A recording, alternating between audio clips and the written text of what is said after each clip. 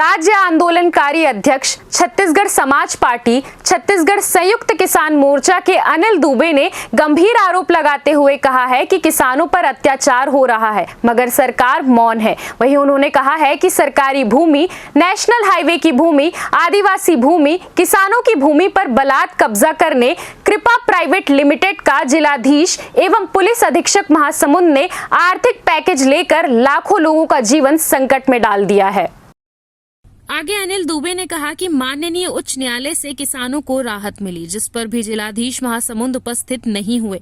किसानों ने अवमानना का प्रकरण दर्ज किया, उसे भी जिलाधीश पुलिस अधीक्षक कर रहे हैं उपवास। 28 फरवरी को किसान ट्रैक्टर रैली, लगभग 500 किसान रैली कर जिलाधीश को ज्ञापन देने सत्याग्रह स्थल से निकले थे। एक पखवाड़े पूर्व मुख्य सचिव, पुलिस महानिदेशक, पुलिस अधीक्षक महासमुंद, जिलाधीश महासमुंद, थाना प्रभारी तुमगांव, एसडीएम महासमुंद को विधिवत कार्यक्रम की जानकारी प्रस्तुत की गई।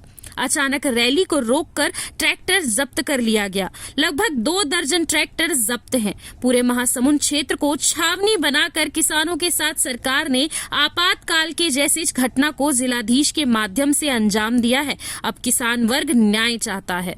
3 वर्षों से किसान सत्याग्रह आंदोलन चला आ रहा है अवैध करनी कृपा प्राइवेट लिमिटेड खैर जीटी के विरोध में, जिसमें माननीय उच्च न्यायालय के आदेश की अवमानना जिलाधीश महासमुंद कर रहे हैं। इसी परिप्रेक्ष्य में सैकड़ों किसानों ने विष्णुदेव सरकार को 8 अगस्त जनदर्शन में प्रमाणित ज्ञापन दिया था, जिस पर साबित हुआ था कि कलेक्टर सहित एडीएम, तहसीलदार, पुलिस अधिकारी कंपनी के नौकर की तरह काम कर रहे हैं और शासकीय संपत्तियों को कब्जा करवा रहे हैं। इस पर उन्होंने तहसीलदार तुमगांव पर प्रकरण दर्ज करने के निर्देश देने के बाद, क्योंकि किसानों ने कहा था कि हम आत्मदाह करेंगे क्योंकि कोई रास्ता नहीं बचा है न्याय का, तो उन्होंने जनदर्शन ही बंद कर दिया। 8 अगस्त नवंबर के बाद, अक्टूबर के बाद, अगस्त सितंबर के बाद जनदर्शन बंद हो गया। जनदर्शन में लाखों लोगों को जो वादा किए थे विष्णुदेव जी ने, वो एक भी पूरा नहीं हुआ है। उसमें खैर जीटी तुमगांव के लोगों का भी मांग अधूरा पड़ा हुआ है। इस पर 24 जनवरी के एक रैली निकली। पदयात्रा करते हुए किसान कलेक्ट्रेट महासमुंद गए। कलेक्टर महासमुंद में एडीएम ने ज्ञापन लिया।